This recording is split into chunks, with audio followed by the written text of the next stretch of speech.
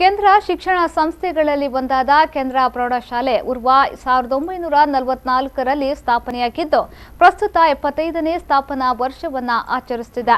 ಆ ಪ್ರಯುಕ್ತ ನವೆಂಬರ್ 29ರಂದು ವಿವಿಧ ಕಾರ್ಯಕ್ರಮಗಳನ್ನು ಹಮ್ಮಿಕೊಳ್ಳಲಾಗಿದೆ ಎಂದು ಸುದ್ದಿಗೋಷ್ಠಿಯಲ್ಲಿ ಕೇಂದ್ರ ಹೈಸ್ಕೂಲ್ ಅಸೋಸಿಯೇಷನ್ ಉಪಾಧ್ಯಕ್ಷರಾದ ಎಂ ಅಣ್ಣಪ್ಪ ಪೈ ಹೇಳಿದರು।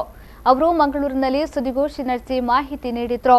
ಬೆಳಗ್ಗೆ 9 ಗಂಟೆಯಿಂದ ಅಮೆಂಬಳ ಸುಬ್ರಾಯ ಪೈ ಅವರ ಪುತ್ಥಳಿಗೆ ಮಾಲಾರ್ಪಣೆ, ಸುಬ್ರಾಯ ಪೈ ಅವರ ಸಾಕ್ಷ್ಯಚಿತ್ರ ಪ್ರದರ್ಶನ, ನಿವೃತ್ತ ಶಿಕ್ಷಕೇತರ ಸಿಬ್ಬಂದಿಗಳಿಗೆ ಸನ್ಮಾನ, ರಾಷ್ಟ್ರೀಯ ಸಾಧಕ ವಿದ್ಯಾರ್ಥಿಗಳನ್ನು ಗೌರವಿಸುವ ಕಾರ್ಯಕ್ರಮವನ್ನು ಏರ್ಪಡಿಸಲಾಗಿದೆ।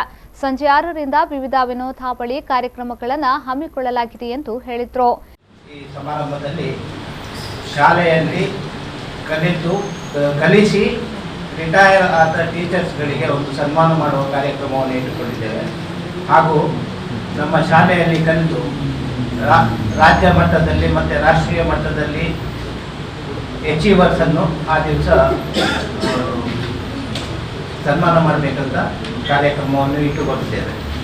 ಬೆಳಗಿನ ಕಾರ್ಯಕ್ರಮ ಆ ದಿವಸ 8ಗಂಟೆಗೆ ಪ್ರಾರಂಭ, 8ಗಂಟೆಯಿಂದ 11ಗಂಟೆವರೆಗೆ ಈ ಕಾರ್ಯಕ್ರಮ ನಡೆಯುತ್ತದೆ। ಹಾಗೂ ಅದೇ ದಿವಸ ಸಾಯಂಕಾಲ ಶಾಲೆಯ ವಾರ್ಷಿಕೋತ್ಸವವನ್ನು ಇಟ್ಟುಕೊಂಡಿದ್ದೇವೆ।